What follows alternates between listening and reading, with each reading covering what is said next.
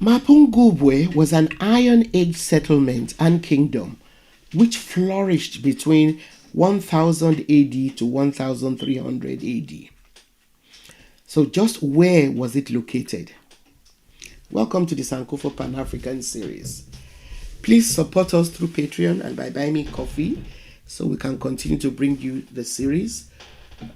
Subscribe if you've not done so, and please turn on your notification buttons so you know when we have new episodes. Also, share our videos with all your contacts. The ancient kingdom of Mapungubwe covered areas now in the Limpopo province and the border between South Africa, Zimbabwe, and Botswana. The archaeological sites which mark the area is about 75 kilometers from Messina, close to the point where the Limpopo and Shashe rivers meet. Mapungubwe is believed to be the first organized state in southern Africa.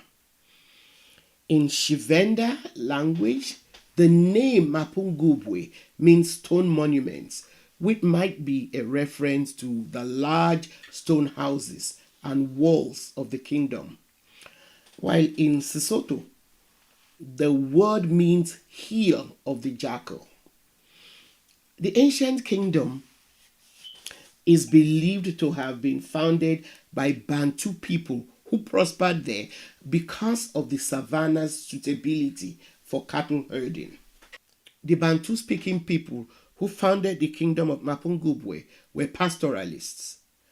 However, because the area has a large sandstone plateau and was easily defended, cattle herding and the growing of sorghum and cowpeas thrived and resulted in plenty of food and a surplus that could be traded for needed goods.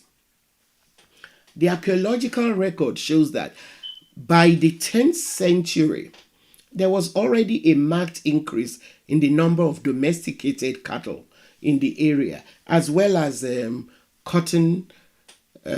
thriving cotton cultivation and weaving.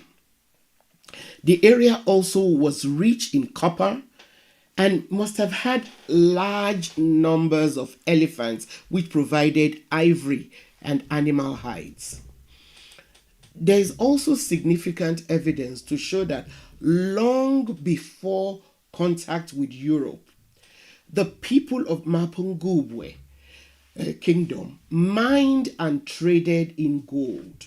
One of the objects found by archaeologists in the area is believed to have been a scepter covered in rectangular beaten gold plates, similar to artworks found at the sites of the Great Zimbabwe. Other evidence of local gold working are small animal figurines also made from hammered sheets, thousands of gold beads, and fragments of gold bangles. Some of the archaeological remains found in the Mapungubwe plateau also indicate that the people traded with coastal areas which they reached through the Limpopo River. Some scholars actually suggest that the Great Zimbabwe Kingdom, which evolved a little later than Mapungubwe in the 12th century, might have started out as a client state of Mapungubwe, and that Mapungubwe would also have benefited from locally sourced copper and gold trade that passed through from southwest Zimbabwe to the coastal city of Kosala. The excavated sites of Mapungubwe have also yielded glass beads from India, the fragments of Chinese Celadon vessels, all of which indicate that there was trading with far-flung places like India, China, and Arabia. The Mapungubwe kingdom had professional potters who produced pottery on a scale which was large enough, and that's another indicator of how prosperous the society was. Some of the pottery excavated consist of decorated spherical vessels with short necks and as well as beakers. Other art forms, other artworks that were found at the site were in the form of various animals, including giraffes, cattle, sheep, and goat figurines, as well as small figures of highly stylized humans with elongated bodies and short limbs. Other small jewelry items found were made from copper or ivory. Now, the kings of Mapungubwe were very wealthy and owned large herds of cattle and precious materials that were acquired through trade.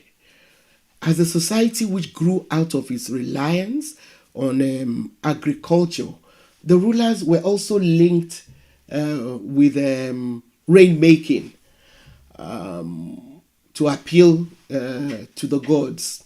Now, the king and his court lived in houses that were built out of stone on the highest level of the community's territory, which was a natural sandstone hill.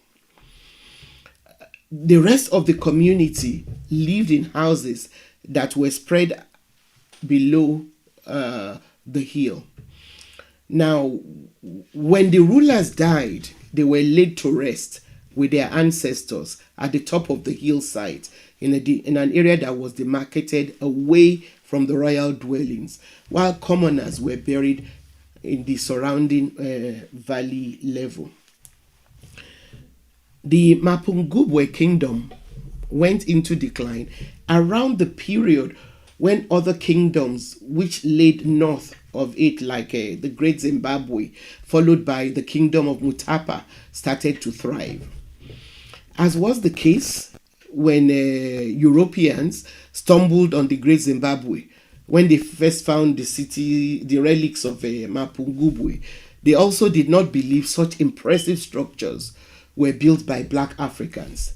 And so they came up with all kinds of spurious theories which attributed this ancient African civilization to ancient Egyptians or Phoenicians and all whatnot. Archaeology, however, has debunked all of that nonsense, and there is overwhelming proof that both sites, that is Mapungubwe as well as the Great Zimbabwe, were built by indigenous Africans who lived in the local areas. Thanks for watching. Please support us through Patreon and by buying me coffee. It's the only way we can continue to bring you this series. Subscribe if you've not yet done so, and please turn on your notification button so you know when we have new episodes. Also, don't forget to share our videos with all your contacts, and keep those comments coming